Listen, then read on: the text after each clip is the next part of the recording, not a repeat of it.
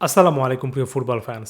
সব মিলিয়ে বেশ বাজে একটা পারফরমেন্স এবং শুরুটা যে জায়গা থেকে হয়েছিল সেই তুলনায় আর্জেন্টিনার এই পারফরমেন্সটাকে একটা সেকেন্ড হাফ ডিজাস্টার যদি আমি বলি, তাহলে আসলেই খুব একটা বেশি অত্যুক্তি হবে না যখন জানবেন যে ফিফা র্যাঙ্কিংয়ে ১১৫ নম্বর স্থানে থাকা দলের বিপক্ষে বিশেষ করে সেকেন্ড হাফে এসে লিওনেল স্কালোনির দল যে ব্র্যান্ডের ফুটবল খেলেছে। অনেকেই এই জায়গা থেকে এসে বলতে পারেন যে স্পেনের বিপক্ষে যে শেষ মুহূর্তে ফিনালিসিমা খেলতে হয়নি, বড় রকমের বাঁচা হয়তোবা স্কালোনির এ দল বেঁচে গিয়েছে। আমি এত বেশি সমালোচনা একটা ম্যাচের পারফরমেন্সে করতে চাই না। আমার কাছে এই ম্যাচগুলোতে রেজাল্টকে ছাপিয়ে সবচেয়ে বেশি যেটা দেখার বিষয় ছিল সেটা হচ্ছে ইয়াং প্লেয়ারদেরকে সুযোগ দেওয়া যারা বিশ্বকাপের 50-50 সিচুয়েশনে আছেন এবং তাদের পারফরমেন্সটা দেখা, এবং সে জায়গা থেকেও বিশেষ করুন আমি হতাশই হয়েছি। আমার কাছে এটা একটা ওয়েক আপ কল। এখান থেকে যদি স্কালোনির এই দলের প্লেয়াররা শিক্ষা নিতে না পারেন তাহলে সামনে বড় বিপদ হওয়ার আশঙ্কা আছে। প্রথমত ধরুন ফার্স্ট হাফের কথাই, যে এখানে সবচেয়ে বেটার যে বিষয়টা সেটা হচ্ছে নিকো পাস তার ট্যালেন্টের প্রতি অনেকের চোখে সুবিচার করেছেন, একটা দুর্দান্ত গোল করেছেন ফ্রি কিক থেকে এবং চান্সও বেশ কয়েকটা ক্রিয়েট তিনি করেছেন। তবে আমার কাছে মনে হয় নিকো পাস এর থেকেও বেটার ফুটবল খেলতে পারেন, আরও ভালো খেলার সুযোগ ছিল। হয়তোবা সেই জায়গা থেকে নিকো পাসের খেলাটাও আমার কাছে একেবারে ব্যাং অন টার্গেট বলে মনে হয়নি। তবে যত সময় গড়িয়েছে, যেখানে আমি চিন্তা করছিলাম যে নিকো পাজের কাছ থেকে আমি আরেকটু বেশি কিছু আশা করছিলাম, সেই জায়গা থেকে বাকি প্লেয়াররা যে স্টাইলের ফুটবল খেলেছেন তারপর আমার কাছে মনে হচ্ছে এই ম্যাচে ওই সেরা পাওয়াটা নিকো পাজের এই গোলটা এবং দলের সাথে নিকো পাজের এই অ্যাডজাস্ট হওয়াটা। আর্জেন্টিনার যে স্টার্সটা আমাকে রীতিমতো ভোগাচ্ছে সেটা হচ্ছে 18টা ফাউল আর্জেন্টিনা এই ম্যাচে কনসিড করেছে। 18 বার তারা মরিতানিয়ান প্লেয়ারদেরকে ফাউল করতে বাধ্য হয়েছে। ক্লিয়ার কাটভাবে আর্জেন্টিনার মিডফিল্ড বলে কোনো কিছু সেকেন্ড হাফে ছিল না। এনজো ফার্নান্দেজ আরও একটা বেশ ভালো ম্যাচ কাটিয়েছেন, একটা দুর্দান্ত গোলও করেছেন নাভেল মলিনার একটা ক্রস থেকে। তবে এনজোকে বাদ দিলে ম্যাকঅ্যালিস্টারের পারফরমেন্স, পরবর্তীতে বদলি হিসেবে নেমে এজিকুয়েল প্যালাসিওসের পারফরমেন্স, থিয়াগো আলমাদা যাকে কিনা রেগুলার পারফরমেন্স ধরে নিয়েছিলাম তার পারফরমেন্স, সব কিছুই কিন্তু হতাশাজনক। আমি যদি ডিফেন্সে চলে যাই, ক্রিস্টিয়ান রোমেরো এবং মার্কোস সেনেসির মধ্যে আমি কোনো কম্বিনেশন প্লে অন্তত সেকেন্ড হাফে এসে দেখিনি। আপনারা যে কোনো অ্যাপে যদি এই মুহূর্তে চলে যান, সেই মুহূর্তে প্রত্যেকটা প্লেয়ারের স্টার্স আপনারা 7 তার আশেপাশে বা তার চেয়ে বেশি দেখতে পারেন। এর পেছনে একটাই কারণ যে সাধারণত ফটমফ সোফাস্কোর টাইপের অ্যাপগুলো যেভাবে রেটিং করে সেখানে কতগুলো পাস আপনি অ্যাকুরেটলি খেলেছেন সেটা অনেকটুকুই আপনার এই পয়েন্ট বাড়ানোর ক্ষেত্রে প্রভাবক ভূমিকা পালন করে। তবে যেভাবে আর্জেন্টিনা বল লুজ করেছে, যেভাবে প্রতিপক্ষ আক্রমণ করেছে, ওই একটা গোল কনসিড করা ছাড়াও যেভাবে রীতিমতো এমিলিয়ানো মার্টিনেজকে কসরত করতে হয়েছে বেশ কয়েকটা সেভের ক্ষেত্রে, সেটা প্রমাণ করে যে ডিফেন্সে ওই কম্বিনেশন প্লেটা সেন্টার ব্যাকদের মধ্যে ছিল না। রাইট ব্যাক পজিশনে নাহুয়েল মনিরার ওই একটা ক্রস ছাড়া অন্য ফ্ল্যাঙ্ক থেকে লেফট ব্যাক পজিশনে মার্কোস অ্যাকুনিয়া কিংবা পরবর্তী সময়ে যে প্লেয়ারটা বদলি হিসেবে নেমেছিলেন সেই গ্যাব্রিয়েল রোহাস, কারো কাছ থেকে আমরা তেমন কোনো কিছু পাইনি।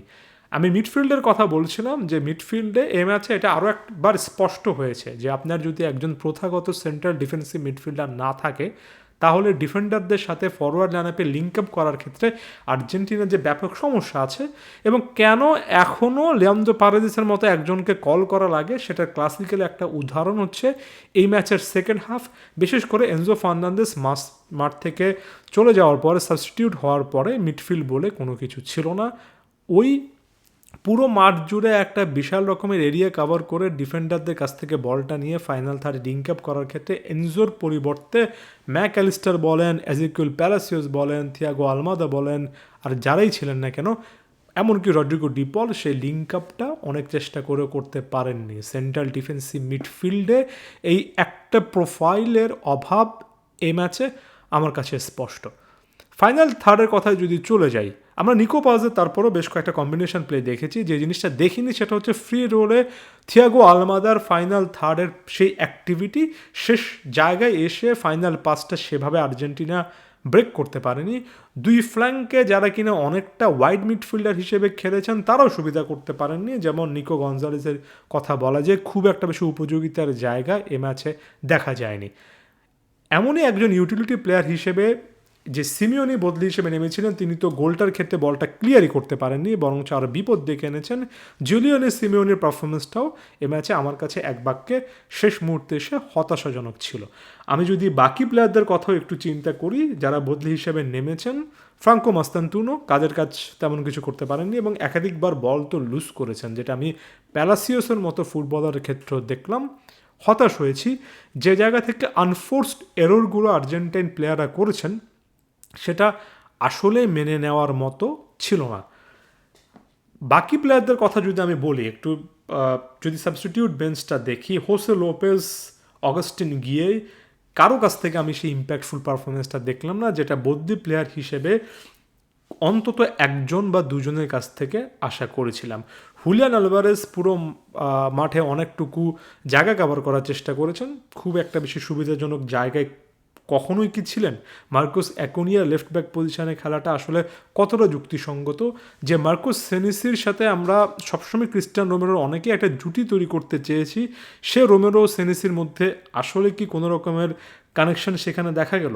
আমরা যদি দ্য গ্রেট লিওনেল মেসির কথা বলি, লিওনেল মেসি এ ম্যাচে ৪৫ মিনিট মাঠে ছিলেন এবং এই দলটা ফিফা র্যাঙ্কিংয়ের ১১৫ নম্বর স্থানে থাকে একটা দলের বিপক্ষে ৪৫ মিনিট মাঠে থেকেও তিনি মাত্র সব মিলিয়ে আমার জানা মতে ভেরিফাই করেও যদি বলি ৩৬ বার বলটা টাচ করতে পেরেছেন। এটা আসলেই অনেক কম।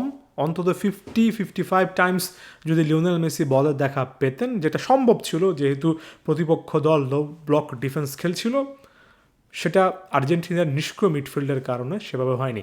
একটা জিনিস যেটা আমার কাছে খুবই দৃষ্টিকটু লাগে এবং আমার কাছে এটা একটা বিশাল রকমের সমস্যার জায়গা মনে হয়, আপনারা খেয়াল করেছেন কিনা জানি না, যে ডিবক্সের বাইরে লিওনেল মেসি অনেকটা অ্যাটাকিং মিডফিল্ডের ওই জোনটা থেকে 1-1 খেলার চেষ্টা করেন, অর্থাৎ একটা পাস তিনি কোনো একজন প্লেয়ারকে দেন, একটা ব্যাক পাস বা একটা 1-1 সেখান থেকে আশা করেন, সেটা নিয়ে লিওনেল মেসি ডিবক্সে ঢোকেন। এখন পর্যন্ত বা এতক্ষণ পর্যন্ত মুভটা ঠিক আছে। সেই জায়গা থেকে লিও মেসি যদি ওপেন স্পেস পান, যে কোনো ইম্পসিবল অ্যাঙ্গেল থেকেও লিওনেল মেসি গোল করতে পারেন, সেটা খুবই স্বাভাবিক একটা ব্যাপার। যদি না পান তখন তিনি বলটা আরেকজন প্লেয়ারকে দেন, অর্থাৎ আমি যদি মুভমেন্টটা আরও একবার দেখাই, লিওনেল মেসি ডিবক্সের অনেক আগে আছেন, সেখান থেকে 1-1 বা একটা পাস খেলে, সামনে একটা পাস খেলে তিনি ডিবক্সের মধ্যে ঢুকেছেন, 1-1টা পারফেক্ট হয়েছে, লিও মেসি ফিরতি বল পেয়েছেন। এই জায়গায় এসে হয় লিওনেল মেসি শট করবেন, অথবা যদি কোনো অ্যাঙ্গেল খুঁজে না পান, যদি হেভিলি মার্ক থাকেন, তাহলে লিওনেল মেসি পাসটা অন্য কাউকে দেবেন। যখন লিওনেল মেসি পাসটা অন্য কাউকে দিয়েছেন ডিবক্সের মধ্যে, তখন আপনার ধরে নিতে হবে যে ডিবক্সের নানা জায়গায় স্ক্যান করার পরেও লিও মেসি শট নেওয়ার মতো কোনো জায়গা খুঁজে পাননি এবং তিনি বলটা ওয়েস্ট করবেন না, নষ্ট করবেন না সুযোগটা। সে কারণে তিনি সতীর্থকে বাড়িয়েছেন। তিনি চান সতীর্থ যদি ফাঁকা কোনো একটা স্পেসে থাকেন, কোনো একটা অ্যাঙ্গেল খুঁজে পান, তাহলে সেখান থেকে শট নেন। কিন্তু ফ্রাঙ্কো মাস্তান্তুনোর ক্ষেত্রে দেখলাম, থিয়াগো আলমাদার ক্ষেত্রে দেখলাম, ইয়াং প্লেয়ারদের ক্ষেত্রে মেসিভ একটা এরর যে জিনিসটা দেখি, ডিবক্সের মধ্যে লিও মেসি যখন বলটা তাদেরকে দিয়েছেন, তারা নিজেরা সময় নষ্ট করে নিজেরা ওপেন স্পেস পেয়ে সেখানে শট গোল পোস্টে না নিয়ে আবার লিওনেল মেসিকে খোঁজার চেষ্টা করেন ডিবক্সের মধ্যে, যেখানে লিওনেল মেসি 2-3 জন প্লেয়ার দ্বারা হেভিলি মার্ক থাকেন। এই যে অতিমাত্রায় ভক্তি লিও মেসির প্রতি, যে ডিবক্সের মধ্যেও লিওনেল মেসি যখন বল দিয়েছেন তখন লিওনেল মেসিকে ফিরতি পাস দিতে হবে, এটা মারাত্মক ক্ষতিকারক একটা ব্যাপার হতে পারে। এবং অনেক সময় ভুল বুঝবেন না, অনেক সময় মনে হয় যে লিওনেল মেসি মাঠের মধ্যে থাকলে এই প্রবণতা ইয়াংস্টার প্লেয়ারদের মধ্যে বেশি থাকে, এটা একটা রুকি মিস্টেক। অবশ্যই লিওনেল মেসির মতো একজন greatest of all time player থাকলে তাকে আপনার সম্মান জানাতে হবে। অতিরিক্ত ভক্তি করতে গিয়ে নিজের ক্রিয়েটিভিটি নষ্ট করছেন কিনা, এটা যদি স্কালোনি এই ইয়াং প্লেয়ারদেরকে শেখাতে না পারেন, তাহলে বিশাল ইস্যু। সবচেয়ে বড় ইস্যু হচ্ছে একই একাদশে তাহলে জীবনও কখনো Thiago Almada, Nico Paz, Lionel মেসিরা একসাথে খেলতে পারবেন না। কারণ লিওনেল মেসি ডিবক্সের মধ্যে আপনাকে বলটা দিয়েছেন, শুধুমাত্র একটা কারণ এটা হতে পারে যে তিনি কোনো পসিবল অ্যাঙ্গেল খুঁজে পাননি, আপনাকে বলটা দিয়েছেন তার মানে তিনি চাচ্ছেন যে আপনি শটটা গোল পোস্টে নেবেন। আপনি অতিরিক্ত ভক্তি করতে গিয়ে ব্যাকপাস করে বা কাটব্যাক করে লিওনেল মেসিকে দেওয়ার এখানে কোনো মানে নেই, যেটা বারবার করে এই মাস্তান্তুনো বলেন বা জুলিয়ানো সিমিওনি বলেন, এই ইয়াংস্টার প্লেয়ারদের ক্ষেত্রে দেখলাম। হতাশ হয়েছি। তবে এটাই শেষ কথা নয়, এই ম্যাচে আরও বেশ কয়েকটা বড় বড় ভুলের জায়গা হয়তো বা ফাইন্ড আউট করা যায়, আপনারাও নিশ্চয়ই কমেন্ট বক্সে বলবেন, আমি ইনস্ট্যান্ট একটা রিয়াকশন দেওয়ার চেষ্টা করছি।